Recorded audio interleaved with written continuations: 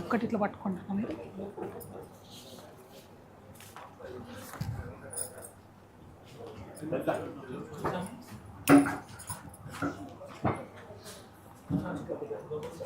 స్వప్న ముందు కూర్చోం వెళ్తా.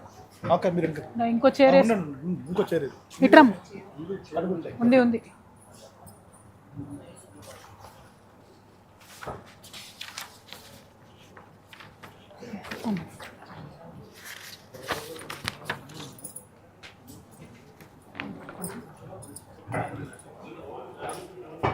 Students missing ఉన్నారు, వచ్చేటోళ్ళు రండి. పిల్లలు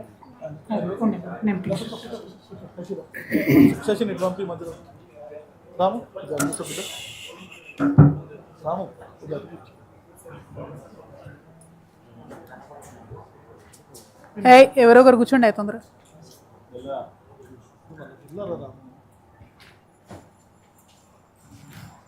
వర్షిత్ వాళ్ళు రాలే, ఇంకెవరు ఉన్నారు ఇవాళ?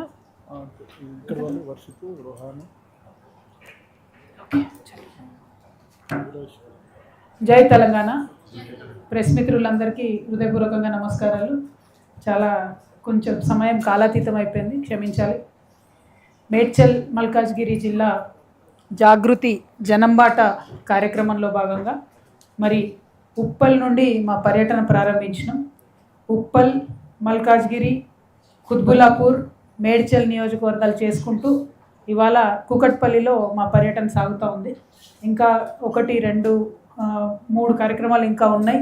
కాకపోతే ముందు మీతో ఇంటరాక్ట్ అయ్యి మేడ్చల్ జిల్లాలో మేము నోటీస్ చేసిన విషయాలు చెప్పాలనుకొని ఇవాళ ఈ మీడియా సమావేశం ఏర్పాటు చేయడం జరిగింది.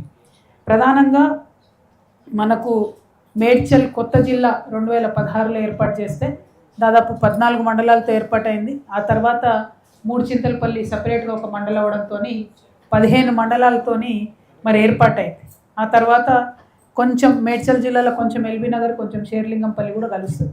ఔటర్ రింగ్ రోడ్డు మధ్యలో డివైడ్ చేస్తూ 2గా ఉండే ఈ జిల్లాలో ప్రధానంగా హైదరాబాద్కు చాలా దగ్గర ఉంటుంది కాబట్టి ఈ జిల్లా అన్ని తెలంగాణ జిల్లాల దగ్గర నుండి కూడా పెద్ద ఎత్తున మరి వచ్చి అందరు సెటిల్ అవుతూ ఉంటారు. స్టూడెంట్స్ కూర్చోబెట్టుకో, భవనక్క ఆ పిల్లని ఇటు కూర్చోబెట్టుకో, చిన్నుని ఇటు కూర్చోబెట్టుకో. ఇంకొక రో వేసుకుంటే అయిపోతుండే. తమ్ముడు ఇక్కడ 2 చైర్లే, లావణ్య గౌండ్ వాళ్ళని కూర్చోబెట్టుకో.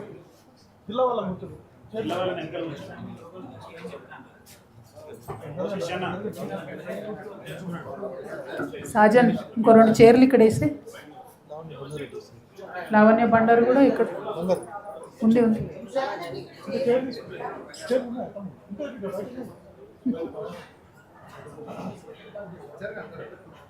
అక్కడే పర్లేదు, అక్కడే వర్షిత్ ఇక్కడ కూర్చో.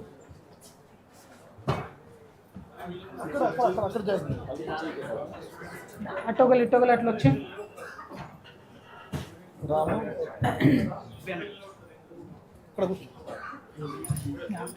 ఏం డిస్టర్బ్ కాదు.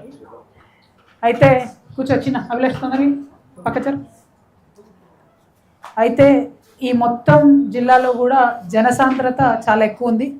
32 లక్షల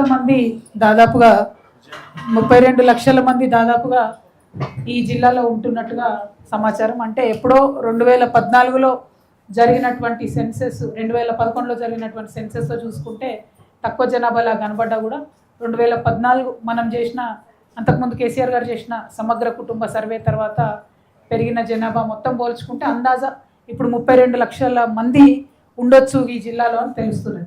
ఎందుకు ఈ నంబర్ స్పెసిఫిక్గా నేను చెప్తా ఉన్నా అంటే, ఇంత జనసాంద్రత కలిగినటువంటి ఈ జిల్లాలో మేడ్చల్ని సపరేట్ జిల్లా చేసిన తర్వాత అంతకుముందు ఈ ప్రాంతం అంతా కూడా రంగారెడ్డిలో ఉండేది. రంగారెడ్డి కలెక్టరేట్ రావాలంటే అందరికి ఖైరతాబాద్కి వచ్చేది. ఖైరతాబాద్కి వస్తున్నారు అని అంటే లక్కడికప్పుల దగ్గర ఉన్న రంగారెడ్డి కలెక్టరేట్కి వచ్చేది. అటు వస్తున్నారు అంటే సిటీలో ఉన్న ఇంకా కొన్ని అవో ఇవో పనులు చేసుకొని వాటితో పాటు మిగతా పనులు చేసుకునేటట్టు ఉండేది. కాకపోతే ఇప్పుడు ఏమైపోయిందంటే కలెక్టరేట్ని మొత్తం తీసుకుపోయి షామీర్పేటలో పెట్టడం జరిగింది. సో షామీర్పేటలో కూడా డైరెక్ట్గా ఔటర్ రింగ్ రోడ్ మీద లేకుండా కొంత లోపలికని పెట్టిండ్రు. సో ఈ ఉప్పల్లో, అదేవిధంగా రామాంతపూర్లో, అదేవిధంగా కూకట్పల్లి నుండి పని ఉన్న వాళ్ళు వెళ్ళాలంటే కూడా ట్రాఫిక్ వల్ల, ఔటర్ రింగ్ రోడ్ రష్ వల్ల దాదాపు ఒక రోజంతా పోయే పరిస్థితి ఇప్పటికి కూడా ఉన్నది. అంటే విచిత్రమైన పరిస్థితి అయిపోయింది. మనం జనరల్గా కొత్త జిల్లా ఏర్పాటు చేస్తే కలెక్టరేట్లు దగ్గర తెచ్చుకుంటాం, కానీ ఇది దూరం అయిపోయిన పరిస్థితి అయిపోయింది. ఈ విషయాన్ని చాలామంది కూడా నాకు చెప్పడం జరిగింది. మరి దాన్ని మార్చుకోవడం ఎట్లా అంటే 2 రెవెన్యూ డివిజన్లు ఉన్నాయి. కలెక్టర్ గారే అట్లీస్ట్ ఆర్డీఓ ఆఫీసులలో ఒక్కొక్క రోజు వచ్చి కూర్చుంటే చాలా సమస్యలు తీరుతాయి అనేటటువంటి ఒక అంశం కూడా కొంతమంది సూచన చేయడం జరిగింది. సరే, అది సాధ్యమవుతుందా కాదా కానీ మంచి సూచన.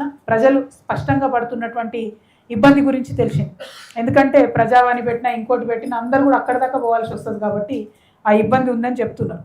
అదేవిధంగా ఎంత ఘోరం అంటే హైదరాబాద్ పక్కన ఉన్నటువంటి ఈ జిల్లాలో 32 లక్షల మంది ఉంటే ఒక్కటంటే ఒక్కటి కూడా హాస్పిటల్ మంచిది పెద్దది లేదు. అసలు 100 బెడెడ్ హాస్పిటల్ కూడా లేదు. చాలా సర్ప్రైజ్ అయినా నేను చూసి. 7 పిహెచ్సిలు ఉన్నాయి, చాలా సబ్ సెంటర్స్ ఉన్నాయి, కాకపోతే 100 బెడెడ్ హాస్పిటల్ కూడా లేదు. కనీసం 32 లక్షల మంది హైదరాబాద్ పక్కన ఉన్నారు. మరి ఏంది దీనికి అని అంటే ప్రైవేట్ హాస్పిటల్స్ ఉన్నాయి, ఇప్పుడు కొన్ని ప్రైవేట్ మెడికల్ కాలేజెస్ ఉన్న వాళ్ళ హాస్పిటల్స్ ఉన్నాయి. అవి తప్పితే మళ్ళీ మొత్తం అందరూ కూడా ప్రైవేట్కి పోవాల్సిందే. సిజేరియన్ అయితే ఎక్కడి వాళ్ళైనా గాంధీకి రిఫర్ చేస్తున్నారు. నిన్న మేము జవహర్ నగర్లో చూసినాం, ఇవాళ ఇప్పుడు కేపీహెచ్బి దగ్గరికి పోయి చూసినాం. ఇక్కడ నుండి గాంధీకి రిఫర్ చేస్తున్నారు. కీసర్లో కూడా అదే పరిస్థితి. అంటే చాలా దూరం, దాదాపుగా 1.5 to 2 hours ట్రావెల్ చేయాలి ఒక ప్రెగ్నెంట్ లేడీ ఎమర్జెన్సీలో అంటే ప్రాణం పోయే పరిస్థితి ఉన్నది తప్పితే కరెక్ట్ అయితే లేదు. మరి హైదరాబాద్కి పక్కకే ఉన్నది మేడ్చల్, కానీ అన్ని మేడ్చల్లో ఉన్న అన్ని నియోజకవర్గాల్లో హెల్త్ విషయం మాత్రం తీవ్రంగా నెగ్లెక్ట్ కాబడింది. చాలా అన్ఫార్చునేట్ ఇది. గవర్నమెంట్ హాస్పిటల్ అయితే ఒక్కటి కూడా లేదు 100 పడకలు. కాబట్టి మేడ్చల్ జిల్లాకు ప్రత్యేకంగా ఒక్కొక్క నియోజకవర్గం చాలా పెద్దగా ఉంది. అందుకే మేము ఆల్మోస్ట్ ఒక్కొక్క రోజు ఒక్కొక్క నియోజకవర్గం పెట్టుకునే పరిస్థితి వచ్చింది. కుత్బుల్లాపూర్ మార్నింగ్ టు ఈవినింగ్ తిరిగితే కూడా స్ట్రెచ్ సరిపోనంత ఉంది. సో ఎవ్రీ కాన్స్టిట్యున్సీలో మినిమం 100 బెడెడ్ హాస్పిటల్ పెట్టాలని చెప్పి నేను ప్రభుత్వాన్ని డిమాండ్ చేస్తూ ఉన్నాను. అందులో గైనెక్ ఉండాలి, అన్నీ ఉండాలి, కానీ 100 బెడెడ్ హాస్పిటల్స్ అయితే ఖచ్చితంగా ప్రతి నియోజకవర్గంలో కూడా పెట్టాలని చెప్పి నేను కోరుతూ ఉన్నాను. అదేవిధంగా ఇక్కడ ఏ నియోజకవర్గం, ఈ 5 నియోజకవర్గాల్లో నేను చెప్పినట్టుగా ఎక్కడికి పోయినా కూడా మిషన్ భగీరథలో వచ్చే నీళ్ళ ప్రాబ్లం ఉన్నది. కొన్ని చోట్ల అయితే వారానికి ఒకసారి వస్తున్న పరిస్థితి. అదే వీరేందర్ వాళ్ళ ఇల్లు ఎక్కడ, కుత్బుల్లాపూర్, సూరారంలో 5 రోజులకు ఒకసారి నీళ్ళు వస్తున్న పరిస్థితి ఉన్నది. ఇక జవహర్ నగర్లో అయితే రిజిస్ట్రేషన్ కాదు, డబుల్ రిజిస్ట్రేషన్, మొత్తం రిజిస్ట్రేషన్ మాఫియా ఉన్న వాళ్ళు ఉంటారు కాబట్టి అక్కడైతే అసలు నీళ్ళు ఇచ్చే దిక్కే లేనటువంటి పరిస్థితి ఉన్నది. ఎందుకు మనుషులు బతుకుతున్నారా అనేటటువంటి పరిస్థితులలో నిజంగా ఎంత పేదరికం చూసినామంటే మామూలుగా లేదు పేదరికం. మొన్న అల్వాల్లో ఒక భూదేవి నగర్కు పోతే మల్కాజ్గిరి నియోజకవర్గంలో రైలు పట్ట ఉన్నంత మేర, ఎంత రైలు పట్ట ఉంటే అంత 350 ఇండ్లు ఉన్నాయి. ఇంత చిన్న అగ్గిపెట్టెలు కూడా అసలు సిగ్గుపడతాయి ఆ సైజు చూసి, అంత చిన్న ఇండ్లు. అంటే ఘోరం ఏంటంటే అక్కడికి కేసీఆర్ గారు పోయినారు సీఎం అయిన తర్వాత, అక్కడికి ఎంపీగా ఉన్నప్పుడు రేవంత్ రెడ్డి గారు పోయినారు, అందరు నాయకులు పోయినారు. మొత్తం ఆ 350 ఇండ్లు కూడా అందరు పాలమూరు వాళ్ళే, మళ్ళీ ఎప్పుడో వచ్చి సెటిల్ అయిన వాళ్ళు, నాగర్ కర్నూలు వాళ్ళందరూ పోయినారు. అందరు చెప్పిర్రు మేము మీకు ఇల్లు కట్టిస్తామని చెప్పి. అసలు ఎక్కడ కూడా సమస్య పరిష్కారం కాలేదు. నిజంగా ఇండ్లు ఎవరికి అవసరమో వాళ్ళకి ఎవరికి ఇండ్లు అందని పరిస్థితి మేడ్చల్ మల్కాజ్గిరిలో ఉన్నది. అయితే ఇక్కడ విషయం ఏంటంటే మొత్తం డబుల్ బెడ్రూమ్ ఇండ్లు 5,000, 4,000 ఇట్లా బ్లాకులు కట్టి, ఇవన్నీ అవుట్స్కట్స్ హైదరాబాద్ కాబట్టి జవహర్ నగర్లో కొన్ని, ఇక్కడ కొన్ని, అక్కడ కొన్ని కట్టిన తర్వాత ప్రాబ్లం ఏమైంది, ముషీరాబాద్లో ఉన్న వాళ్ళకు జవహర్ నగర్లు ఇచ్చారు, అక్కడెక్కడనో సికింద్రాబాద్లో ఉన్న వాళ్ళకి తీసుకుపోయి ఇంకో దగ్గర ఇచ్చారు. సో అన్నీ ఎక్కడెక్కడ వాళ్ళనో తీసుకొచ్చి ఇక్కడ అవుట్స్కట్స్లో ఇస్తే వాళ్ళు ఎవరు కూడా ఇళ్ళలో ఉండలేరు. ఉండకపోయేసరికి అధికారులు ఏం చేస్తున్నారు, మీరు ఇళ్ళల్లో ఎందుకు ఉంటలేరు, మీ ఇల్లు క్యాన్సిల్ చేస్తామని రోజు పొద్దున్న లేస్తే నోటీసులు ఇవ్వడం. అన్నిటికన్నా దారుణం మేము నోటీస్ చేసింది ఏంటంటే, ఏదైతే డిగ్నిటీ హౌసింగ్ అంటామో డబుల్ బెడ్రూమ్ హౌసెస్ జవహర్ నగర్లో ఒక 5,000 ఇండ్లు కట్టారు, దాదాపు 4,600 యూనిట్లు. ఎంత ఘోరం అంటే మురికి కూపంలోంచి పేదవాళ్ళని తీసి చెత్తగుట్ట పక్కనే వేసేసారు అన్నట్టు. డంపింగ్ యార్డు పెద్ద గుట్టలు, 4-5 గుట్టలు ఉన్నాయి, దాని పక్కనే 4,600 డబుల్ బెడ్రూమ్ ఇండ్లు కట్టారు. ఓకే సరే, ఏదో ఒకటి పేదవాళ్ళు లేని వాళ్ళు తీసుకున్నాక ఇప్పుడు ఏమైందంటే అదే ఫ్లాట్స్ పక్కకు ఎస్టీపీ అని కట్టారు. ఎస్టీపీ కట్టి మున్సిపల్ వాళ్ళు ఏమంటారు, ఈ ఎస్టీపీ మీరే మెయింటైన్ చేయాలంటారు. అరే కూటికి దిక్కు లేదు, డబుల్ బెడ్రూమ్ ఇచ్చిందే గవర్నమెంటు, మళ్ళా నెలకు 20 లక్షల రూపాయలు మెయింటెనెన్స్ వీళ్ళు కట్టాలంట. ఏడికెళ్ళి కడతారు? కట్టమంటే రెసిడెంట్ వెల్ఫేర్ అసోసియేషన్ చట్టం ఉంది, మీరు అర్జెంటుగా ఎన్నికలు పెట్టుకోవాలి, మీరు రెసిడెన్స్ వెల్ఫేర్స్ మీరు అసోసియేషన్కి ఏర్పడాలి, దాని నుంచి మీరు అన్నీ చేయాలంటారు. అంటే ఎంత ఘోరం అంటే పేదవాళ్ళకి ఇచ్చిన ఇళ్లలో కూడా కనీసం మానవత్వం లేకుండా అధికారులు బిహేవ్ చేస్తున్నారు. ఇంకొక దారుణమైన విషయం ఏంటంటే, మరి ఇంతమంది 4600 కుటుంబాలు ఇక్కడ ఇచ్చిండ్రు కదా, అంటే ఒక చిన్న మున్సిపాలిటీ, చిన్న గ్రామం క్రియేట్ చేసిండ్రు కదా, ఒక స్కూల్ కావాలి మాకు అని అడిగితే అందులోనే 2nd ఫ్లోర్లో 3rd ఫ్లోర్లో ఒక 2 అపార్ట్మెంట్లు తీసి అందులోనే స్కూల్ పెట్టి ఒకటే టీచరు, అందులోనే పిల్లలు. ఆ ఎన్ని ఫ్లోర్స్ దిగాలి ఎక్కాలి అంటే లిఫ్ట్ పనిచేయదు. ఆ పిల్లల సేఫ్టీ ఏంటంటే మాట్లాడటం లేరు. మరి మాకు హాస్పిటల్ లేదంటే అందులోనే ఒక రూమ్లో హాస్పిటల్ పెట్టేసారు. అంటే ఎంత ఘోరం అంటే ఆ అంగన్వాడీ కూడా అందులోనే పెట్టి, అంటే ఎంత ఘోరం అంటే ఇచ్చిన డబుల్ బెడ్రూమ్లు ఎందుకు ఇచ్చారో అర్థం కానటువంటి పరిస్థితి ఉన్నది. మళ్ళీ ఇప్పుడు అక్కడ ఉన్న 4600 మంది కుటుంబాలు కూడా అందరూ కూడా పాపం ఇళ్లలో పని చేసుకునే వాళ్ళు, రోజు కూలీ చేసుకునే వాళ్ళు, ఆ టైప్ వాళ్ళు అక్కడ నుంచి బస్సు ఎక్కి వాడు హైదరాబాద్కి వచ్చి పని చేసుకొని మళ్ళీ వెనక్కి వెళ్ళాలి. అంటే బస్సులు అయితే అసలే లేవు. ఈ ఫ్రీ బస్సు వద్దు, ఎట్టి పరిస్థితులలో టైంకు బస్సులు కావాలి, ఎక్కువ బస్సులు కావాలి అని ప్రతి చోట ఎక్కడికి వెళ్తే అక్కడ మమ్మల్ని అడుగుతున్నటువంటి పరిస్థితి కనబడతా ఉంది.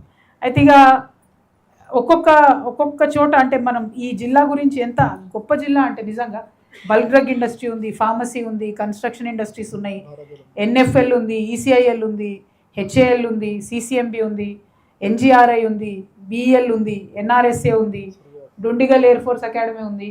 అంటే ఇక ఇన్స్టిట్యూట్స్ అయితే బిట్స్ పిలానీ ఉంది, నల్సర్ ఉంది, జేఎన్టీ ఉంది, ఐపీఈ ఉంది, హకీంపేట్ ఎయిర్ ఫోర్స్ అకాడమీ ఉంది.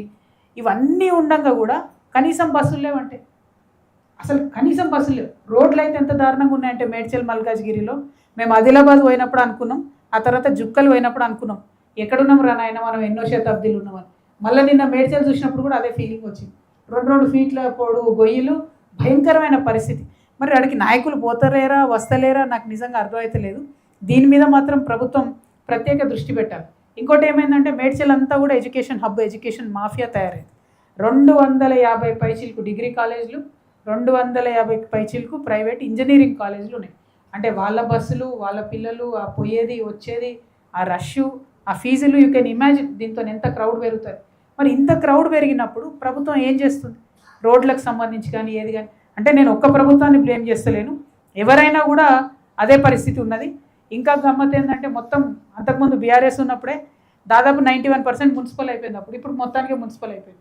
ఇప్పుడు సగం జిల్లా మేడ్చల్ అవుటర్ రింగ్ రోడ్ లోపల ఉన్నదంతా జిహెచ్ఎంసీలో కూడా కలిసిపోయింది. నిన్న మేము జవహర్ నగర్ పోతే వాళ్ళు కట్టుకున్న బాత్రూమ్లు కూల్చేసే పరిస్థితి ఉంది. ఇప్పుడు వాళ్ళని జిహెచ్ఎంసీలో పడేసి taxes same to same Hyderabad taxes ఉంటాయి, ఫెసిలిటీస్ జీరో, కనీసం వాటర్ కనెక్షన్ కూడా లేనటువంటి పరిస్థితి, కరెంటు లేనటువంటి పరిస్థితి, కరెంటు పోల్ లేనటువంటి పరిస్థితి. మరి దాన్ని ఎట్లా చూడాలి, ఏం చేయాలి, దీని మీద మాత్రం ఆలోచించాలి. ఎందుకంటే ఇక్కడ మనం global rising, Hyderabad rising, Telangana rising అని చేస్తున్నాం ఈరోజు ప్రోగ్రామ్. ఆ వచ్చిన ఫారెన్ డెలిగేట్స్ ఒకసారి తీసుకుపోయి ఆ జవహర్ నగర్లో చెత్త డంపియార్డ్ చూపిస్తే, లేకపోతే ఈ జవహర్ నగర్లో ఉన్న ఇండ్లు చూపిస్తే, నిజంగా మల్కాజ్గిరిలో ఉన్న భూదేవి నగర్ కాలనీ, నందమూరి కాలనీ, ఆ కళ్ళకు నీళ్ళు వచ్చేసినాయి మాకు. వెంటనే మేము అక్కడ ఒక 6 బాత్రూమ్స్ కట్టిస్తామని ప్రామిస్ చేసినాం. ఆ వర్క్ కూడా ఇవ్వాలన్నా రేపు స్టార్ట్ అవుతుంది. మున్సిపాలిటీ వాళ్ళకి ఫోన్ చేసి లొల్లిపెట్టి కనీసం నీళ్ళన్నా ఇవ్వండి అంటే ట్యాంకర్లు నిన్నటి నుంచి పంపిస్తున్నారు. అంటే ఎంత దారుణం అంటే వాటర్కి, కరెంటుకి హైదరాబాద్లో ఉండి ఇంత భయంకరమైన పరిస్థితి ఉంది. అంటే అది హెల్త్ అంతే ఉంది, ఎడ్యుకేషన్ అంతే ఉంది, జాబ్స్ అయితే ఇక చెప్పాల్సిన అవసరమే లేదు. పర్టికులర్లీ ఎడ్యుకేషన్, గవర్నమెంట్ స్కూల్ అనేది లేదు ఎక్కడ కూడా, ఒక్కటంటే ఒక గవర్నమెంట్ స్కూల్ కూడా లేదు. ఇవాళ మేము కుకట్పల్లికి పోతే 15 ఏళ్ళ 20 ఏళ్ళ నుంచి వాటర్ వర్క్స్ ల్యాండ్లోనే ఒక స్కూల్ నడుస్తుంది. అది ఆడ నుంచి పక్క బిల్డింగ్ కట్టి అంటే స్కూల్కి లేదు, ఎడ్యుకేషన్ డిపార్ట్మెంట్కి లేదని 20 ఏళ్ళ నుంచి ఆడ స్కూల్ కడతలేరు. ఎదురు ఇంకో ల్యాండ్ ఉంది, అక్కడ ఆయన ఎవరో కార్పొరేటరు నేనే కట్టుకుంటా మొత్తం బిల్డింగ్ అంటే అప్పుడు ఒప్పుకున్నారు. కేటీఆర్ గారు కూడా పోయి అప్పుడు ఫౌండేషన్ వేసిండ్రు. ఎందుకు అది ఆగిపోయింది మధ్యలో? ఎందుకు ఆగిందంటే ఏ డిపార్ట్మెంట్కి తెలియదు. ఎందుకంటే ఈ 2 డిపార్ట్మెంట్లు మాట్లాడుకోరు. ఇప్పటి వరకు కూడా అది ఇటు పక్క పడవ పడే ఉంది, ₹1 అందులో బూడిదైపోయింది. ఇంకో పక్క పిల్లలేమో స్కూల్లో ఆగమాగమైన పరిస్థితులలో వాళ్ళు ఉన్నారు, షెడ్లలో ఉన్నారు. అంటే మొత్తం ఎడ్యుకేషన్ ఇన్ మల్కాజ్గిరి కంప్లీట్ ప్రైవేటీకరణ, హెల్త్ ఇన్ మల్కాజ్గిరి మొత్తం మేడ్చల్ జిల్లా కంప్లీట్ ప్రైవేటీకరణ. అంటే ఎవరిని బతికించడానికి కోసం ఇది చేస్తున్నారు అన్నది నిజంగా కూడా అర్థం కాని విషయం. ఇక మనం ఒక్కొక్క విషయం చెప్పుకుంటూ పోతే చాలా ఉన్నాయి. నేను చాలా తిరిగినాం, చాలా ఒక్కొక్క కాన్స్టిట్యున్సీలో టకటక ఫాస్ట్గా చెప్తాం మీకు లేట్ కాకుండా. కృష్ణాష్టమి రోజు విద్యుత్ ప్రమాదం జరిగింది. దానికి సంబంధించి 5 లక్షల రూపాయలు ఇండ్లకు ఇస్తామన్నారు. మొన్న మా విజిట్ తర్వాత 5 lakh రూపీస్ ఇచ్చిండ్రు ప్రతి ఇంటికి కూడా. కానీ జాబ్ ఇవ్వాలని డిమాండ్ చేస్తూ ఉన్నాము. అదేవిధంగా ఫ్లైఓవర్ నిర్మాణం ఉప్పల్లో అది 8 ఏళ్లకెళ్ళి సాగుతుంది, ఇంతవరకు కూడా దానికి ముందుకు పోతలేదు. తర్వాత కుర్మనగర్ ఉప్పల్లో ప్రజలు ఎక్కడైతే వద్దంటున్నారో ఎస్టీపీ, అక్కడ సడన్గా తీసుకొచ్చి ఎస్టీపీ పెడుతున్నారు. అక్కడ ప్రజలందరూ కూడా వద్దంటున్నారు. మరి అది పొంగులేటి శ్రీనివాసరెడ్డి గారి కంపెనీ అట వర్క్స్ చేసేది. వాళ్ళు ఎవరికి భయపడతలేరు. ఆడవాళ్ళని అందరినీ మొత్తం పోలీస్ వ్యాన్లలో ఎక్కించుకొని ఒక రోజంతా టెర్రరిస్టులను తిప్పినట్టు తిప్పారు. ఎందుకు? ఎస్టీపీ వద్దు అక్కడ అని అడిగినందుకు. చాలా దారుణమైన విషయం. పోలీసు వాళ్ళు అంత క్రూరంగా మహిళల పట్ల ఈ మధ్య కాలంలో ప్రవర్తించింది. హైదరాబాద్ నడిబొడ్డున ఉప్పల్లో జరిగింది ఈ సంఘటన. ఆ ఎస్టీపీని వెంటనే ఆపాలని కూడా మేము డిమాండ్ చేస్తూ ఉన్నాం. అట్లనే రైల్వే గేటు ఇక నేరేడుమెట్లో చూసినాం, చాలా ఘోరమైన ఇబ్బందులు ఉన్నాయి. కానీ 20 ఏండ్లలో 2 సార్లు 3 సార్లు కొబ్బరికాయ కొట్టిరు, కానీ రైల్వే ఫ్లైఓవర్ మాత్రం అడగట్టలేదు. ఇక ఆ తర్వాత ఇప్పటివరకు నేను చెప్పిన పాలమూరు ప్రజలు ఏదైతే రైల్వే ట్రాక్ పక్కన ఉన్నారో అవి చూసినాం. అది చాలా దారుణంగా ఉంది. వాళ్ళకు మొత్తం పాలమూరు బస్తీ భూదేవి నగర్లో ఉన్న వాళ్ళందరికీ కూడా డబుల్ బెడ్రూమ్లు ఇండ్లు ఇవ్వాలని ప్రత్యేకించి రేవంత్ రెడ్డి గారిని మేము డిమాండ్ చేస్తున్నాం. ఆయన అక్కడికి పోయి ప్రామిస్ చేసి వచ్చారు కాబట్టి ఆయన డిమాండ్ చేస్తూ ఉన్నాం. ఇక ఆ తర్వాత మల్కాజ్గిరిలో బండ చెరువును చూసినాం. ఇక అన్ని చెరువుల్లాగానే అది కూడా కబ్జా. దాంట్లో మిగిలిన కొంత చెరువులో కూడా కంప్లీట్ గుర్రపు డెక్క అది డ్రైనేజ్ అయినట్టు అయిపోయింది. దాంతో ఇబ్బంది అవుతున్న పరిస్థితి ఉన్నది. ఇక ఆ తర్వాత మౌలాలి దర్గా, మనందరం కూడా అసలు హైదరాబాద్కు పేరు ఎట్లా వచ్చిందంటే మౌలాలి దర్గా నుంచి వచ్చింది అని చెప్తారు. ఆయన ఫస్ట్ ఎవరైతే బాబా ఉండేనో ఆయన పేరు మీదనే హైదరాబాద్ వచ్చిందని చెప్తారు. అటువంటి దర్గాలో మొత్తం ఇట్లా చెత్తూడు కింద పడుతున్నది. దానికి కూడా వక్ఫ్ బోర్డ్ చైర్మన్ గారికి మేము మాట్లాడినాం, దయచేసి వచ్చి తొందరగా రిపేర్ చేయండి అని. తొందరలోనే ఉరుసు కూడా ఉన్నదని చెప్పి మరి చైర్మన్ గారు ఇవాళ రేపు వెళ్ళి విజిట్ చేసి చేయాలి. అక్కడ చాలా సమస్యలు ఉన్నాయి, ఖచ్చితంగా మౌలాలి దర్గాకు సంబంధించి టేకప్ చేయాలని చెప్పి వక్ఫ్ బోర్డ్ చైర్మన్ గారిని మేము డిమాండ్ చేస్తూ ఉన్నాం. ఇక ఆ తర్వాత అక్కడి నుంచి మేము కుత్బుల్లాపూర్ పోయినాం. కుత్బుల్లాపూర్కి పోతేనే పరికి చెరువు అనే ఒక చెరువును చూసినాం. 62 ఎకరాల చెరువు జీర్ణం అయిపోయి 20 ఎకరాలకు వచ్చేసింది. ఎమ్మెల్యే గారి అండతోని కబ్జా చేసినారని అక్కడ చుట్టుపక్కల వాళ్ళందరూ చెప్తున్నారు. ఆ కాలనీలు వాళ్ళ అసోసియేషన్లు అందరూ కూడా ఒక వాట్సాప్ గ్రూప్గా ఫామ్ అయ్యి ఇక ఉన్న కాడికన్నా చెరువును రక్షించుకుందామని చెప్పి జాగృతితో పాటు వాళ్ళందరూ ప్రయత్నం చేస్తున్నాం. మరి అట్లనే ఇక బాచ్పల్లి ఫ్లైఓవర్ పనులు భయంకరమైనటువంటి స్లోగా నత్తనడకన సాగుతున్నాయి. తర్వాత మల్లంపేట అనేటటువంటి ప్లేస్కి పోయినాం. అక్కడైతే ఎంత ఘోరం అంటే టైం చూసి అవసరం లేదు ఎవరికి కూడా. సాయంత్రం 6 అయిందంటే కెమికల్ కంపెనీ వాళ్ళు గ్యాస్ ఇస్తారు అన్నట్టు. ఆ వాసన చూస్తే సాయంత్రం 6 అయిందని అర్థమవుతుంది. ఎంత ఘోరమైన స్మెల్ అంటే అది నిజంగా మరి పొల్యూషన్ కంట్రోల్ బోర్డు అనేది ఏం చేస్తుంది అన్నది అర్థం కాని పరిస్థితి. ఆ మల్లంపేట ప్రజల దుస్థితి మాత్రం పొల్యూషన్ కంట్రోల్ బోర్డు పట్టించుకోవాలని చెప్పి నేను డిమాండ్ చేస్తూ ఉన్నాను. ఆ తర్వాత ఇంతకుముందు నేను చెప్పినట్టు చాలా చోట్ల ఇప్పుడు చర్చి గాగిల్లాపూర్, దుండిగల్ ఈ చోట్ల డబుల్ బెడ్రూమ్ ఇండ్లు ఇచ్చిండ్రు. రాజీవ్ గృహకల్ప అక్కడ జవహర్ నగర్లో కూడా. కానీ ఏమాత్రం ఫెసిలిటీ లేదు, రోడ్ లేదు, డ్రైనేజ్ కనెక్షన్ లేదు, కరెంట్ కనెక్షన్ లేదు, దారుణమైనటువంటి పరిస్థితులు ఉన్నాయి. దాని మీద ప్రభుత్వం ప్రత్యేకించి దృష్టి పెట్టాలని చెప్పి నేను కోరుతా ఉన్నాను. అదేవిధంగా మరి కుత్బుల్లాపూర్లో లింగం చెరువు అని ఉన్నది. ఈ లింగం చెరువులో మొత్తం మల్లారెడ్డి గారి హాస్పిటల్ కాలేజ్ నుండి పోయి వ్యర్థాలన్నీ అందులో కలవడంతో ఈ చెరువు అంతా పాడైపోయిందని చెప్పి అదే చెరువులో మరి చాలా పెద్ద ఎత్తున మల్లారెడ్డి గారు వారికి సంబంధించిన కాలేజెస్ కబ్జా చేసినాయని చెప్పి చెప్తా ఉన్నారు. మరి ఆ విషయాన్ని ప్రభుత్వం గమనించాలి, హైడ్రా వాళ్ళు పర్టికులర్గా చూడాలి. మరి ఏమవుతుంది, ఎందుకు హైడ్రా అటు పోతలేదన్న విషయాన్ని కూడా మేము ప్రశ్నిస్తూ ఉన్నాం. అట్లనే మన జగద్గిరి గుట్టలో మెడికల్ కాలేజ్ మంజూరైందని చెప్పి కుత్బుల్లాపూర్ శాసనసభ్యులు వివేక్ గారు మరి అక్కడ పాలాభిషేకాలు చేసిరు, అన్నీ చేసిరు, కానీ ఇంతవరకు మెడికల్ కాలేజ్ అయితే ఎక్కడ కూడా కనబడ్డ పరిస్థితి లేదు. మరి బస్ డిపో కూడా అదే చేసిరు, అయిపోయిందని కొబ్బరికాయలు కొట్టేసిరు, కానీ బస్ డిపో ఇంతవరకు రానటువంటి పరిస్థితి కనబడుతూ ఉంది. అదేవిధంగా అక్కడి నుండి మేము మేడ్చల్ పోయినాం, మల్లారెడ్డి గారి నియోజకవర్గం. ఇక అక్కడనే చాలా ఇబ్బందులు. ఆ మేడ్చల్ మల్కాజ్గిరిలో రేవంత్ రెడ్డి గారు కూడా ఎంపీగా ఉన్నప్పుడు దమ్మాయిగూడ అని ఒక ఏరియా ఉంటుంది, పెద్ద ఎత్తున నాలా పోతుంటుంది అడికి. ఆ నాలా దగ్గరికి పోయి చూసి రేవంత్ రెడ్డి గారు ఏమంటారంటే ఈ నాలాలో పందులు బొర్లనియకుండా చూసుకుంటాం మేము అని చెప్పి ఆయన ఎంపీగా ఉన్నప్పుడే కొబ్బరికాయ కొట్టి నాలా పనులు అయిపోయినాయి స్టార్ట్ చేసేసినామని చెప్పేసి వచ్చేసిరు. కానీ ఇంతవరకు కూడా ఆ నాలా పనులు మొదలు పెట్టలేదు. నేనైతే ఒక్కటే డిమాండ్ చేస్తూ ఉన్నా, ఆ నాలా పనులన్నా ప్రారంభించాలి, లేకపోతే రేవంత్ రెడ్డి గారు పోయి ఆ నాలా పక్కనన్నా ఉండాలి కొన్ని రోజులు. చాలా దారుణమైన పరిస్థితి ఉన్నది. దాన్ని మాత్రం మేము సీరియస్గా డిమాండ్ చేస్తున్నాం. ఎందుకంటే తెలంగాణ రైజింగ్ కాదు, ఇది చాలా అన్యాయమైన పరిస్థితుల్లో తెలంగాణ ఉంది, దీన్ని పట్టించుకోవాలని చెప్పి నేను సీఎం గారిని డిమాండ్ చేస్తూ ఉన్నాను. అట్లానే మన లక్ష్మీనగర్లో పక్కకే రూపాయికే వాటర్ కనెక్షన్ ఇస్తామని చెప్పి స్థానిక కార్పొరేటర్ గారు గెలిచిండ్రు, అయిపోయింది. అంత అయిపోయాక ఇప్పుడు బలవంతంగా 15,000 నుంచి 20,000 రూపాయలు ఒక్కొక్కరి దగ్గర వాటర్ కనెక్షన్ కోసం వసూలు చేస్తున్నటువంటి పరిస్థితి ఉంది.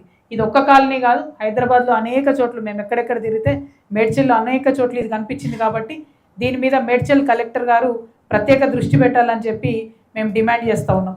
అట్లనే ఇక చాలా దగ్గరలో సమీకృత మార్కెట్ యార్డ్లను కట్టిండ్రు, అవి ఎందుకు కూడా పనికి రాకుండా ఉన్నటువంటి పరిస్థితులు. ఇంతకుముందు నేను మీకు చెప్పినట్టుగా ఎక్కడ చూసినా కూడా హాస్పిటల్ లేదు, ప్రతి చోట అదే కంప్లైంట్. ఫ్లైఓవర్ నిర్మాణాలు, రోడ్లు అనేవి భయంకరమైన పరిస్థితులు ఉన్నాయి. ఇక మేడ్చల్ ఎండింగ్లో మేము లక్ష్మాపూర్ అనేటటువంటి గ్రామానికి పోయినాం. ఈ లక్ష్మాపూర్ అనే గ్రామానికి ప్రత్యేకత ఏంటంటే మూడ్చింతలపల్లిలో ధరణిని లాంచ్ చేసే ముందట కేసీఆర్ గారు మధ్యలో లక్ష్మాపూర్లో ఆగి అక్కడ రైతులతో మాట్లాడారు. ఈ లక్ష్మాపూర్ ప్రాబ్లం ఏంటంటే 100 సంవత్సరాల నుంచి కూడా నక్ష లేదు, మ్యాప్ లేదు ఊరికి. కాబట్టి ధరణి వస్తే నక్ష వస్తుంది, నక్ష వస్తే మన ఊరు నక్ష మొత్తం మారిపోతుంది, మన ప్రజలందరి జీవితాలు మారిపోతాయన్న ఉద్దేశంతో ధరణిలోకి దాన్ని ఎక్కించడం జరిగింది. ఎక్కించినాక ఏమైంది, కేసీఆర్ గారు వాళ్ళకి చెప్పింది ఏంది, మీరు ఇంటింటికి పోయి మీరు ప్రతి పొలం పోయి సర్వే చేయండి అని చెప్తే శాటిలైట్లో సర్వే వేసి పడేసిరు మా నక్ష. వేసిన తర్వాత ఇప్పుడు జరిగింది ఏంది, 5 ఎకరాలు రైతుకుంటే 1/2 ఎకరం పడ్డది ఒక రైతుకి, 2 ఎకరాలు ఉంటే 1/4 ఎకరం పడ్డది. అంటే ఈ మొత్తం 10 ఏళ్ళ బీఆర్ఎస్ పాలనలో రైతు బంధు అంతటా వస్తే ఏ ఊరి ప్రేరణగా ధరణి స్టార్ట్ అయిందో అక్కడ మాత్రం రాలేదు రైతు బంధు. అంటే 5,000 రావాల్సిన వాళ్ళకు 400, లేకపోతే 50,000 రావాల్సిన వాళ్ళకు 200 ఆ టైప్లో వచ్చింది తప్పితే ధరణి ఫలితం కానీ రైతు బంధు ఫలితం కానీ లక్ష్మాపూర్ గ్రామస్తులకు రాలేదు. అయితే అక్కడ ధరణి ఫెయిల్ అయిందని చెప్పడానికి రేవంత్ రెడ్డి గారు పోయి అక్కడనే ధరణి మీద స్టార్ట్ చేసిండు క్యాంపెయిన్. కానీ ఆయన సీఎం అయి 2 ఏళ్ళు అయిన తర్వాత కూడా లక్ష్మాపూర్ ప్రజలు పోయి మాకు రెవెన్యూ ఇష్యూ ఉందని మూడ్చింతలపల్లిలో చెప్తే అమ్మో లక్ష్మాపూర మేము పుట్టుకోమని పక్కన పడేస్తున్న పరిస్థితి ఉంది. అంటే లక్ష్మాపూర్ని 2 చీఫ్ మినిస్టర్లు వాడుకున్నారు తప్పితే ఆ ఊరి ప్రజల సమస్యలు మాత్రం తీరలేదు, ఆ రైతుల సమస్యలు తీరలేదు. లక్ష్మాపూర్ రెవెన్యూ సమస్యల్ని తీర్చాలే, దీనికోసం ప్రత్యేక డ్రైవ్ పెట్టాలని కూడా మేడ్చల్ జిల్లా కలెక్టర్ గారిని నేను కోరుతా ఉన్నాను. అదేవిధంగా కండ్లకోయలో ఐటీ కారిడార్ కడతామన్నారు, ఐటీ పార్క్ కడతామన్నారు, అది కట్టకుండానే బంద్ చేసినటువంటి పరిస్థితి. ఇక అవన్నీ అయిపోతే ఇక్కడ మేము కూకట్పల్లికి వచ్చినాం. ఇవాళ కూకట్పల్లిలో ఏంది పరిస్థితి అని అంటే వచ్చుడే మీ దగ్గర కూకట్పల్లి వై జంక్షన్ చాలా పాపులర్. ఆ వై జంక్షన్ దగ్గర మేము ఫస్ట్ ఆగినాం.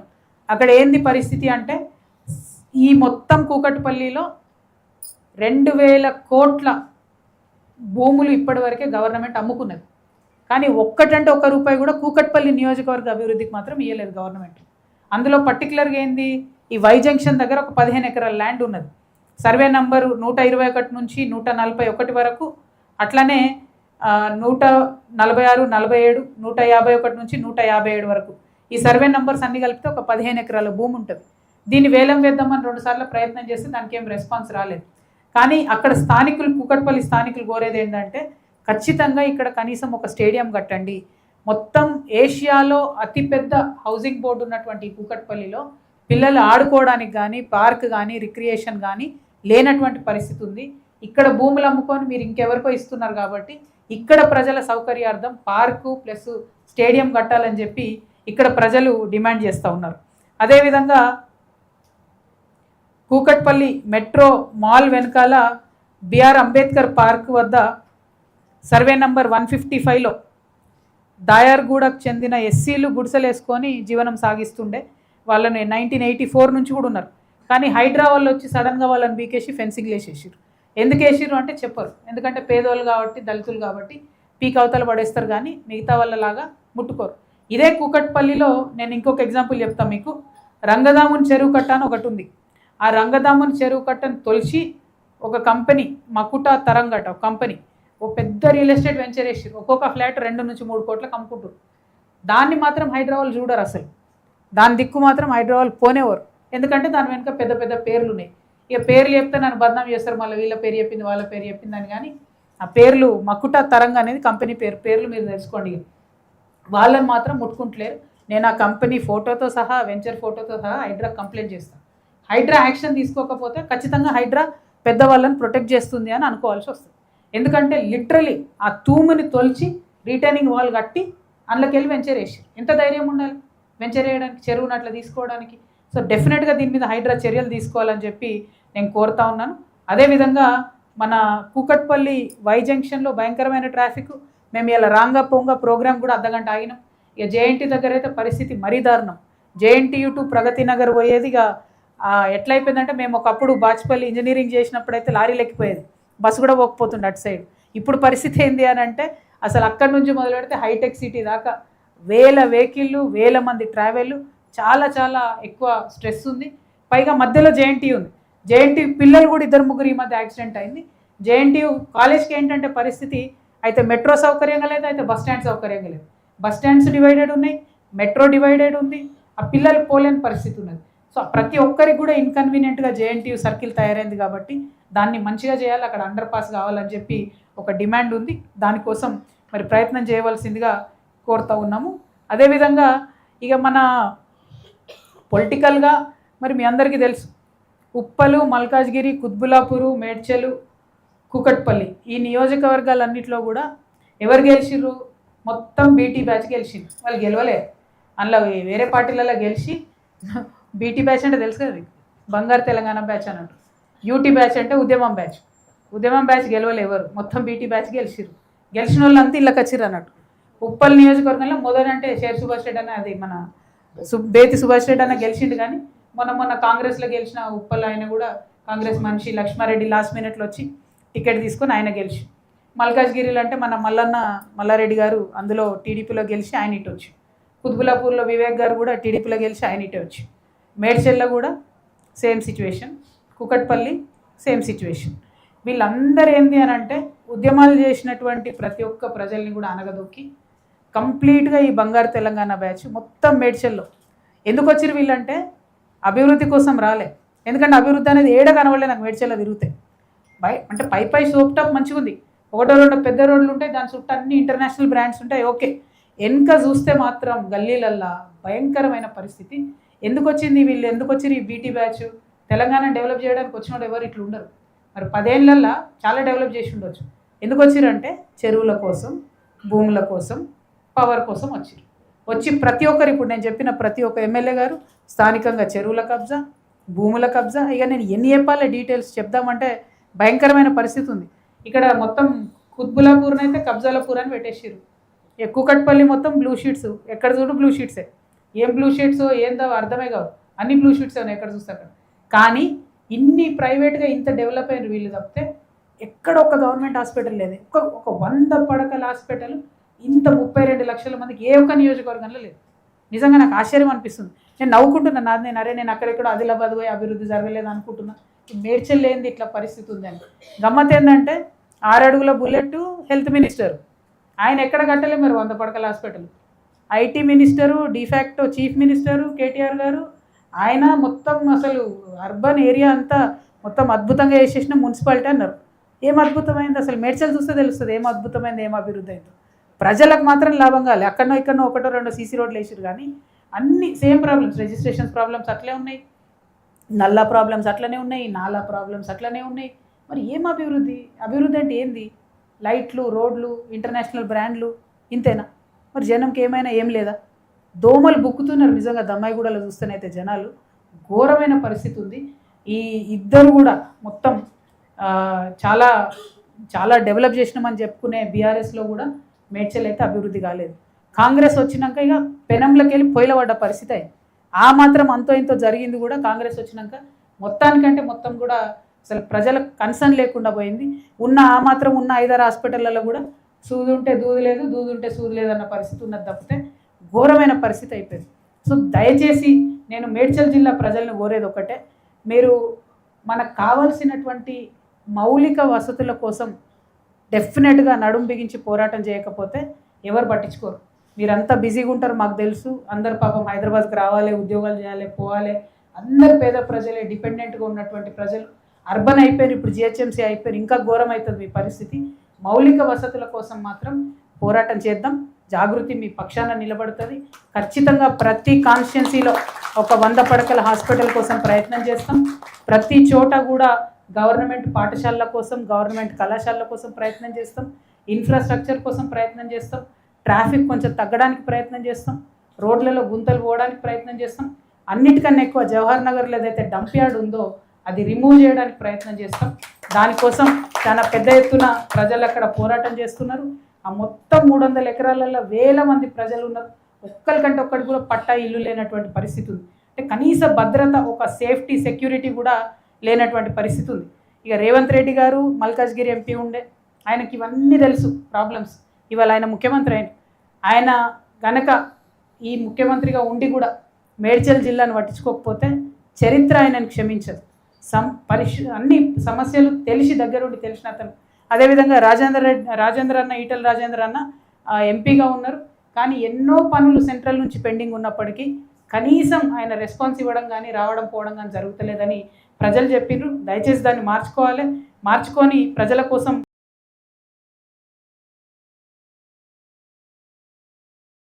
అల్టిమేట్గా మేము చెప్పేది ఒకటే, ఈ జనం బాట కార్యక్రమంలో సమస్యల్ని చూస్తున్నాం, వాటిని ప్రభుత్వాల దృష్టికి తీసుకెళ్తాం, ఫాలోఅప్ చేసుకుంటాం.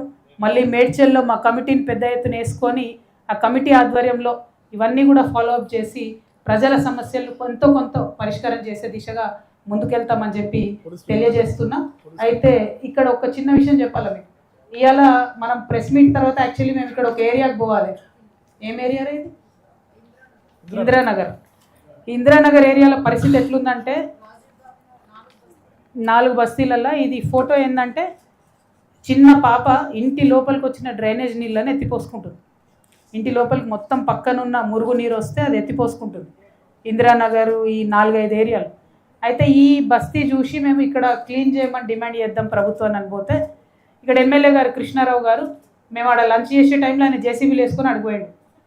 పోయి ఇప్పుడు ఆడంతా క్లీన్ చేయించి బయటకు వస్తున్నాడు. మరి ఈ సోయి ముంగటేమైంది? ఈ 10 ఏళ్ళు ఈ సోయి ఉండొచ్చు కదా. జాగృతోళ్ళు జనం బాట అని పెట్టుకొని వచ్చేదాకా కూడా ఎమ్మెల్యేలు కదలకుండా ప్రజల కష్టాలు పట్టించుకోకుండా ఎంత దారుణం ఇది. ఇది మీ కాన్షియన్సే కదా, మీ కోటేషన్ వాళ్ళే కదా. ఇప్పుడు ఆయన పోయి ఆడ కూర్చున్నాడు కృష్ణారావు గారు 2 గంటల నుంచి. ఆయన కబ్జాలు చేసుడు బంద్ చేసి అప్పుడప్పుడు జనాన్ని చూస్తేనేమో ఏమైనా ప్రజల కష్టాలు అర్థమవుతాయి. తెల్లారులేస్తే కబ్జాలు, తెల్లారులేస్తే సెటిల్మెంట్లు, అంతే తప్పితే ప్రజలను పట్టించుకోకుండా ఉన్నారనేటటువంటి ఆరోపణలు మొత్తం మేడ్చల్లో ఉన్న అందరు ఎమ్మెల్యేల మీద కూడా ఉన్నాయి. మరి ఒకరు అని నేను పేరు చెప్పదలుచుకోలేదు. సరే, మీరు సంపాదించుకున్నారు, కానీ అప్పుడో ఇప్పుడో ప్రజల దిక్కన్నా చూడాలి అని నేను కోరుతా ఉన్నా. రెండవది, హైడ్రా మాత్రం చాలా దారుణంగా ఈ మేడ్చల్ మొత్తంలో కూడా పెద్దవాళ్ళ పక్షాన్ని పనిచేస్తుంది. నేను ప్రతి చోట నాకు వచ్చినటువంటి కంప్లైంట్స్ని హైడ్రా కమిషనర్ గారికి ఫార్వర్డ్ చేస్తా. మీరు చర్యలు తీసుకోకపోతే మాత్రం మీరు, మీ ప్రభుత్వం పెద్దల పక్షమే, పేదల పక్షం కాదనేటటువంటి క్లారిటీ ప్రజలకు వస్తుందన్న విషయాన్ని తెలియజేస్తూ మళ్ళొక్కసారి మీడియా మిత్రులందరికీ కూడా ధన్యవాదాలు. సారీ, కొంచెం లాంగ్ ప్రెస్ మీట్ అయింది, కానీ బాధ ఎంత అవుతుందంటే అక్కడ పరిస్థితులు చూస్తే చాలా ఘోరంగా ఉంది. అసలు భూదేవి నగర్ మీకు అవకాశం ఉంటే దయచేసి మీడియా మిత్రులు పోండి. ఎందుకంటే కొంచెమన్నా ప్రభుత్వానికి ఏమన్నా సిగ్గు వస్తుందేమో. రైలు పట్టాలు ఎట్లుంటే పట్టాలు చుట్టూనే ఒక్క బాత్రూమ్ లేదు, నాట్ ఈవెన్ సింగిల్ బాత్రూమ్. ఎంత బాధ అయిందంటే అందుకే అక్కడ కట్టిస్తామని ఇమీడియట్గా చెప్పడం జరిగింది. సో ఇట్లాంటి అనేక అంశాలు, నిజంగా ఇది ఒక సామెత చెప్తారు పెద్దవాళ్ళు, విశ్వ పర్యటన చేస్తే నాలెడ్జ్ వస్తుందని చెప్తారు. నిజంగా అర్థమవుతున్నాయి ప్రజల కష్టాలేంది, ప్రజల బాధలేంది, ఇంత దారుణమైంది, అది కూడా హైదరాబాద్ పక్కనేంది అన్నటువంటి విషయం. ఇంకా పోరాట స్ఫూర్తిని ఇది పెంచుతుంది. కాబట్టి ప్రజల కోసం మరింత బలంగా పోరాటం చేస్తామని జాగృతి తరఫున ప్రకటిస్తూ సెలవు తీసుకున్నాము. Thank you. జై తెలంగాణ, జై తెలంగాణ. వీక్ అనిపిస్తుంది, లేట్ అయిందా మరన్నా? మహబూబ్ నగర్ వచ్చారు. ఇది తీసుకో.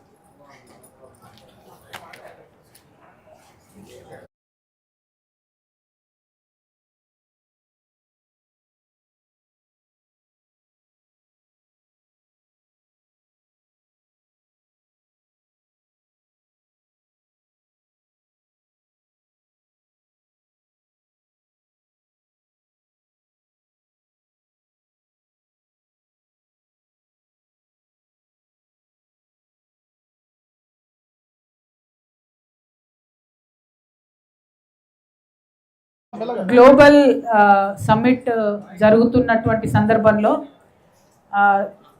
రాష్ట్ర ప్రభుత్వం అన్ని జిల్లా కలెక్టరేట్లో కూడా మరి తెలంగాణ తల్లి బొమ్మను పెట్టమని అడిగిరట. మేము ఇదివరకే తెలంగాణ జాగృతి నుండి ప్రకటించున్నాం. అది తెలంగాణ తల్లి కాదు, కాంగ్రెస్ తల్లి. మా తెలంగాణ ఉద్యమ తల్లి వేరే రకంగా ఉంటుంది. ఆమెను మార్చి మీరు ఇంకొకరు బొమ్మ పెట్టి ప్రజల మీద రుద్దాలని చూస్తే మేము ఒప్పుకునే ప్రసక్తే లేదు. మీరు ఇప్పుడు కలెక్టరేట్లలో పెట్టుకుంటారా, ప్రతి ఊర్లో పెట్టుకుంటారా, ఏం పెట్టుకుంటారా పెట్టుకోండి. కానీ ఎప్పుడో ఒకప్పుడు భగవంతుడు అవకాశం ఇస్తాడు, మాకు కూడా అవకాశం వస్తుంది. అప్పుడు మాత్రం అన్నీ తీసి మళ్ళీ మీ గాంధీ భవన్కి పంపిస్తామనే విషయాన్ని తెలియజేస్తూ, ఇది కరెక్ట్ కాదు. ప్రజా ఆమోదం లేనటువంటి తెలంగాణ తల్లి విగ్రహాలు పెట్టడం అన్నది కరెక్ట్ కాదు అనే విషయాన్ని నేను ప్రభుత్వానికి తెలియజేస్తూ ఉన్నాను. అదేవిధంగా అసిస్టెంట్ పబ్లిక్ ప్రాసిక్యూటర్ ఎగ్జామ్స్ 14వ తారీఖున జరుగుతున్నాయి. దానికి 4000 మంది హాజరవుతున్నారు. ఈ 4000 మందిలో చాలామంది సర్పంచ్ ఎన్నికలలో పోటీ చేస్తున్నారు. అసిస్టెంట్ పబ్లిక్ ప్రాసిక్యూటర్స్ అంటే వాళ్ళంతా కూడా చదువుకున్న వాళ్ళు, లాయర్లు కాబట్టి వాళ్ళు తీవ్రంగా రిక్వెస్ట్ చేస్తున్నారు, డిమాండ్ చేస్తున్నారు దాన్ని వాయిదా వేయాలని చెప్పి. వేరే ఎగ్జామ్స్ ఉంటే ఎలక్షన్ డేట్స్లో అవి వాయిదా వేసిండ్రు. ఓన్లీ ఇది ఒకటే వాయిదా వేయలేదు. మేము పొద్దున్నుండి సివి ఆనంద్ గారికి, వివి శ్రీనివాసరావు గారు ఎవరైతే ఆ బోర్డు చైర్మన్ ఉన్నారో ఎగ్జామ్ కండక్ట్ చేయడానికి, వారికి కూడా ప్రయత్నం చేసినాం. వారు అందుబాటులోకి రాలేదు. అందుకే పత్రికా ముఖంగా మళ్ళీ ఒకసారి డిమాండ్ చేస్తున్నాం, అసిస్టెంట్ పబ్లిక్ ప్రాసిక్యూటర్ ఎగ్జామ్ని వాయిదా వేయాలి, ఈ సర్పంచ్ ఎన్నికలు అయిపోయిన తర్వాత పెట్టాలని డిమాండ్ చేస్తున్నాం. అట్లనే ఇంకా చాలా సమస్యలు ఉన్నాయి అన్న. మీరు బొల్లారం అంటున్నారు, బొల్లారం రైల్వే గేట్ ఇట్లా మస్తున్నాయన్న. అన్నీ చెప్పుకుంటూ పోతే రేపు పొద్దున్న దాకా అవుతుందన్న. 3-4 గంటలు ట్రాఫిక్ జామ్ అవుతుంది. మీ ఏరియా ప్రాబ్లం నాకు తెలుసు. కానీ అట్లా ప్రతి నియోజకవర్గంలో సేమ్ ఇష్యూస్ ఉన్నాయి. వీటన్నిటినీ ఏది వదిలిపెట్టకుండా మాత్రం ఇన్ డీటెయిల్డ్ వర్క్ చేసి ఎంతో కొంత ప్రజలకు రిలీఫ్ వచ్చే విధంగా జాగృతి ప్రయత్నం చేస్తుందని ఈ సందర్భంగా తెలియజేస్తూ థ్యాంక్ యూ. జై తెలంగాణ.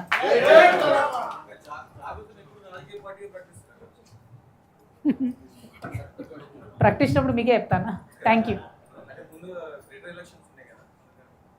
ఎప్పుడున్నా ఎవరికి తెలుసన్నా గ్రేటర్ ఎలక్షన్ చూద్దాంలే. అప్పటి వరకు ఈ జనం బాటలో సమస్యల మీద మాత్రం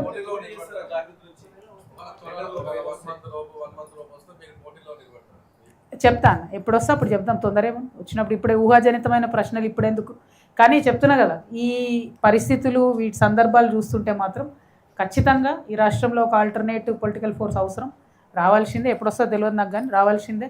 ఎందుకంటే ఎవరు పని చేయాలి. 10 ఏళ్లలో పని జరిగింది అనుకుంటే మేడ్చల్లో నిన్నటి నుంచి మేము ఈ 4 రోజులు చూస్తున్న పర్యటనలో అసలు అన్ని సమస్యలు ఉండకూడదు. కనీస వసతులు ఉండాలి. ఒక హాస్పిటల్ లేకపోవడం నాకు అర్థం కాదు. ఒక్క hospital, not even single hospital ఈ 5 నియోజకవర్గాలలో. సో అటువంటి వాటి కోసం ఖచ్చితంగా ఫైట్ చేస్తాం. పొలిటికల్ డెసిషన్ తీసుకున్నప్పుడు మీ అందరికీ ఇన్ఫార్మ్ చేస్తాం. Thank you. కాంగ్రెస్ పార్టీ బీసీలకు అన్యాయం చేసిందని అంటున్నారు. ఈ మధ్య మా దగ్గర ఈశ్వరాచార్య అని చెప్పి దాని మీద మీ కామెంట్. నేను వెళ్ళొచ్చిన బ్రదర్ ఈశ్వరాచారి గారి దగ్గరికి పోయొచ్చిన. తనకు సంబంధించి, ఫ్యామిలీకి సంబంధించి డెఫినెట్గా ప్రభుత్వం ఆదుకోవాలన్న డిమాండ్ మేము చేయడం జరిగింది. ఎట్ ద సేమ్ టైం మనకు చేదనుభవాలు ఉన్నాయి తెలంగాణ ఉద్యమం నుంచి. పెద్ద ఎత్తున ఇటువంటి ట్రెండ్ స్టార్ట్ కాకూడదనే ఉద్దేశంతో ఎక్కువ డిస్కషన్ చేస్తలేము మేము. బాధ అందరి గుండెలలో ఉన్నది. కాకపోతే ఒకటి మాత్రం నిజం, కాంగ్రెస్ 100కి 1000% మోసం చేసింది. ఎందుకంటే ఏదైతే రిజర్వేషన్ పర్సెంటేజ్ ఇస్తాం 42 అని చెప్పిండ్రో అది ఇవ్వకుండా ఎన్నికలకే పోయేది లేకుండే. ఏం అర్జెంట్ అవసరం ఉండే ఎన్నికలకు. జయలలిత గారు 9 ఏళ్ళు ఎన్నికలు ఆపిండ్రు కాబట్టే బీసీలకు తమిళనాడులో 69% రిజర్వేషన్ పాసిబుల్ అయింది, బీసీలకు అందరికి కలిపి. మరి ఇక్కడ అర్జెంట్ ఏముండే అని ఎందుకు పెట్టిర్రు అన్నది ఎవరికి అర్థమవుతలేదు. మేము ఫస్ట్ నుంచి అదే డిమాండ్ చేసినాం. ఇప్పటికి కూడా ఈ ఎన్నికలు అనేటటువంటి సరైనవి కాదు. కాంగ్రెస్ పార్టీ బీసీలను మోసం చేసిందనడానికి ఈ ఎన్నికలు ఒక ప్రూఫ్గా తెలుస్తుంది. ఎందుకంటే 21% మాత్రమే వచ్చింది రిజర్వేషన్, అంతకన్నా ఎక్కువ రాలేదు. ఆ వచ్చిన 21% మరి అంతకుముందు కేసీఆర్ గారు 23 ఇచ్చారు అన్నారు, ఇప్పుడు వీళ్ళు 21 ఇచ్చారు. అసలు ఇస్తామన్నది ఎంత 42. సో అట్లా అల్టిమేట్గా అన్యాయం అయితే బీసీలకు జరిగింది. పార్టీ పరంగా ఇస్తామన్నారు, ఎక్కడ ఇచ్చిండ్రు? ఇప్పుడు గెలిచిన వాళ్ళని లెక్కలు వేసుకొని చెప్తారు అన్నట్టు. మేము ఆడిచ్చినాం, ఈడిచ్చినాం, ఈడు ఓడిపోయినాడు. కనీసం జాబితా రిలీజ్ చేసినా మీరు? అట్లా కుదురుతుందా? పాసిబుల్ కాదని తెలిసి ఎందుకు మోసం చేయాలి? మరి పంచాయతీ ఎన్నికలలో జాబితా అన్నది ఇంపాసిబుల్. ఎందుకంటే ఒక్కొక్క ఊర్లో ముగ్గురు ఒకటే పార్టీ వాళ్ళు పోటీ పడుతుంటారు. ఎట్లా చెప్తాం ఎవరు గెలిచిండ్రని? సో ఈ అన్ని తెలివితేటలన్నీ ప్రజల మీదనే వాడుతున్నది కాంగ్రెస్ తప్పితే ఇంకోటి లేదు. సో అల్టిమేట్గా బీసీలకు మొదటి ద్రోహి ఎవరంటే బీజేపీ పార్టీ. అక్కడ బిల్లులు 2 ఆపిపెట్టిరు కాబట్టి. రెండవ ద్రోహి ఎవరంటే కాంగ్రెస్ పార్టీ. ఎందుకోసం? అఖిలపక్షం తీసుకెళ్తాం, కొట్లాడతాం అన్నారు. ఇంతవరకు ఆ ప్రయత్నం చేయలేదు. ఎన్నికలు పెట్టే అవసరం లేకుండా ఎన్నికలు పెట్టి మళ్ళీ ఒకసారి బీసీలను మోసం చేసిండ్రు కాబట్టి డెఫినెట్గా కాంగ్రెస్ పార్టీ అన్నది అన్యాయం చేసిందని నేను అనుకుంటున్నాను. లోకల్ ఎమ్మెల్యే గారి మీద బండి సంజయ్ గారు రేవంత్ రెడ్డి గారు ఎంపీగా ఉన్నప్పుడు కూడా కబ్జాలు చేస్తారు కృష్ణారావు అని చెప్పేసి కామెంట్ నేను కూడా అన్నారు. ఒక్కటి కూడా ప్రూవ్ చేయాలని ఎమ్మెల్యే గారు చాలాసార్లు ప్రెస్ మీట్ పెట్టారు. అధికార పార్టీ కూడా మరి ఏం చేయలేకపోతుంది, దాని మీద ఏ రకంగా స్పందిస్తారు? నేను అదే అంటున్నా కదా, ఇప్పుడు ఈ మొత్తం బీటీ బ్యాచ్ అంతా మంచి భజన బ్యాచ్. ఎవరు అధికారంలో ఉంటే వాళ్ళు మంచి సూపర్ భజన చేస్తారు. నిన్న మల్లారెడ్డి సాబ్ ఏం చేసిండు, మొన్నటిదాకా తొడగొట్టిండు. మొన్ననేమో మన్ ఫంక్షన్ పిలిచి కాలు మొక్కించిండు సీఎం గారిది. కథం క్లోజ్ అక్కడితోని స్టోరీ. సో అంతకుముందు కేసీఆర్ గారు ఉన్నప్పుడు అంతే, ఇప్పుడు రేవంత్ రెడ్డి గారు ఉన్నప్పుడు అంతే. ఎక్కడికక్కడ భజన చేసుకుంటూ ఈ మేడ్చెల్లో ఉన్న ప్రజాప్రతినిధులు మాత్రం ప్రజల యొక్క సొమ్మును మంగళారతి పడుతున్నారు. కొన్ని నిరూపించగలుగుతాం, కొన్ని నిరూపించలేము. ఎందుకంటే చాలా తెలివిగా చేస్తున్నారు, పెద్ద మాఫియా లాగా చేస్తున్నారు కాబట్టి అది జరుగుతున్నది. అంటే చాలా డీటెయిల్స్ చెప్తున్నారు మీలాంటి పత్రికా మిత్రులు. అవి ఇప్పుడు పత్రికా ముఖంగా చెప్పి మేము ప్రూవ్ చేయలేకపోతే వేస్ట్ అవుతాయి కాబట్టి చెప్తలేము. నాకు ప్రూఫ్ వచ్చింది. నేను చాలా లెటర్లు హైడ్రాకి రాస్తున్నా డైరెక్ట్గా, ఎవరు చెప్తాను కూడా చెప్తలేను. ఎందుకంటే ఇదేదో నేను పేర్లు చెప్పినా కొద్ది కక్షపూరితంగా చేస్తున్నా అన్న భావన కలుగుతుంది. నాకేం కక్ష లేదు ఎవరి మీద. ప్రజలు ఏదో ఒక రోజు బుద్ధి చెప్తారు, అలా డౌట్ లేదు. కాకపోతే ఇంత వీళ్ళు తిన్నా కూడా ఒక హాస్పిటల్ కట్టలేకపోవడం ఏంది నాకు చెప్పండి, మంచినీళ్ళు ఇవ్వలేకపోవడం ఏంది నాకు చెప్పండి. ఎందుకోసం మరి గ్లోబల్ రైజింగ్ సమిట్ ఏడ రైజ్ అవుతుంది తెలంగాణ, ఎందుకోసం పెట్టాలి ఇట్లాంటి సమిట్లు? అంతకుముందు చేసిన వాళ్ళు అంతే, ఇప్పుడు చేసిన వాళ్ళు అంతే. కాబట్టి వాటిని ప్రశ్నిస్తూ ఉన్నాం, అంతేనా? అయిపోయింది. ఇంతకుముందు రాజకీయ అనుభవానికి ప్రస్తుత రాజకీయ అనుభవానికి మనకు తేడా ఉందా మేడం? చాలా తేడా ఉంది. ఇప్పుడు అంతకుముందేమో నన్ను ఓన్లీ నిజామాబాద్ కాడికి కట్టేసిరు. మా నిజామాబాదు ఇంత పేదరికం ఉండదు, ఉంటుంది పేదరికం కానీ ఇంత పేదగా ఉండదు. ఇక్కడ హైదరాబాద్లో, మేడ్చల్లో, ఈ ప్రాంతాల్లో చూస్తున్న పేదరికానికి కంపారిజనే లేదు. అంటే ఇక్కడ ఎక్కడెక్కడ నుంచో వలస వచ్చి అన్ని జిల్లాల నుంచి వచ్చిన వాళ్ళు, ఏమాత్రం ఇల్లు లేని వాళ్ళు, గూడు లేని వాళ్ళు భయంకరమైన పరిస్థితిలో ఉంటున్నారు. జనసాంద్రత ఎక్కువ ఉంది, ఫెసిలిటీస్ తక్కువ ఉన్నాయి. సో చాలా కొత్త కొత్త విషయాలు చూస్తున్నాం, అంటే చూడలేనటువంటి బాధాకరమైన విషయాలను కూడా చూస్తున్నాం. డెఫినెట్గా అది నాకు ఒక కొత్త స్పిరిట్ ఇస్తున్నది. సో అంతకుముందు పాలిటిక్స్కి ఇప్పుడు నేను అనుభవిస్తున్నటువంటి ఈ జనం బాటలో నెల రోజుల నుంచి నేను చూస్తున్న దానికి మాత్రం చాలా చాలా తేడా, జమీన్ ఆస్మాన్ కా ఫరక్. Thank you. రాష్ట్ర స్థాయిలోకి ఎప్పుడు వెళ్తారు? రాష్ట్ర స్థాయిలో లేనంటావా నేను? తెలంగాణ ఉద్యమకాలంలో ఏకైతే సాధించడం ఉందా? 100%. మీరు చెప్పినట్టు బీటీ బ్యాచ్ యూటీ బ్యాచ్ ఉంది కదా, ఉన్నంత బీటీ బ్యాచ్ కదా, ఉద్యమకాలకు మీరు ఏమైనా న్యాయం చేయగలుగుతారా? యాక్చువల్గా అయితే యూటీ బ్యాచ్ కింద మా షంబీపూర్ రాజుకు రావాలి మంత్రి పదవి, బీటీ బ్యాచ్కి వచ్చింది ఈ జిల్లాకి వెళ్ళి మంత్రి పదవి. మేము ఒకటే ఏం చేస్తున్నామంటే, మేము 100% ఉద్యమకారుల పక్షాన మేము ఉద్యమం చేస్తున్నాం. ఏదైతే కాంగ్రెస్ గవర్నమెంట్ 250 గజాలు ఇస్తా అని చెప్పిందో దానికోసం ఖచ్చితంగా పోరాటం చేస్తాం, భూ పోరాటాలు చేస్తాం. ఖాళీ గవర్నమెంట్ ల్యాండ్ ఏడుంటాడో పోయి జాగృతి జెండాలు వాతేస్తాం మేము ఉద్యమకారుల పక్షాన. అట్లానే తెలంగాణ ఉద్యమకారులకు సంక్షేమానికి సంబంధించి అనేకమైన సంఘాలు ఉన్నాయి, వాళ్ళందరూ కూడా మాతో టచ్లు ఉన్నారు, మాట్లాడుతున్నారు. డెఫినెట్గా రాజకీయంగా ఎదగాలి, ఆర్థికంగా ఎదగాలి, వాళ్ళు సామాజికంగా గౌరవప్రదమైనటువంటి స్థాయిలో ఉండాలి, ఉద్యమకారులకు ఒక ఐడియల్ రావాలి. ఇటువంటి ఆలోచనలతోనే ముందుకెళ్తున్నామన్న. అంతకుముందు నా పరిధి చిన్నగా ఉండే, నేను చేయలేకపోయినా. అందుకనే ఈ జాగృతి జనం బాట కార్యక్రమం మొదలుపెట్టిన రోజే నేను క్షమాపణలు అడిగి మరీ బయటకు వచ్చాను. ఎందుకంటే ఇంకొంచెం గట్టిగా ప్రయత్నిస్తే ఇంకొంతమందికి న్యాయం జరిగి ఉండేదేమో అని ఒక భావన ఉన్నది, గిల్ట్ ఉంది. కాబట్టి నేను ఆ క్షమాపణ కోరే బయటకు వచ్చినాను. కాబట్టి ఖచ్చితంగా ఉద్యమాలు చేస్తాను, ఉద్యమకారుల పక్షాన చేస్తాము, అమరవీరుల కుటుంబాల పక్షాన కూడా ఉద్యమాలు చేసి నిలబడతాను.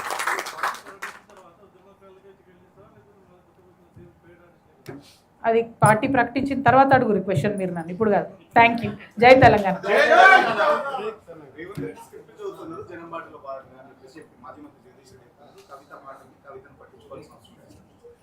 ఏమని ఎక్కడన్నాడో నాకు తెలియదు, నీకే తెలియాలి మరి. పర్లేదు, ఆయన ఎవరు పట్టించుకుంటారు, జగదీష్ రెడ్డితో మనకేం పని. కానీ ఆయన ముందు జనంలో ఉండే సమస్యలు చూసుకోమని చెప్పండి, నాతోనే ఆయనకి ఎందుకు. ఇప్పుడు నేనేమంటున్నా అంటే, ఆయన ఎవరు స్క్రిప్ట్ చదువుతున్నాడో ఫస్ట్ ఆయన తెలుసుకోమని చెప్పి, నా సంగతి ఎందుకు ఆయనకు. కానీ థ్యాంక్ యూ. జై తెలంగాణ.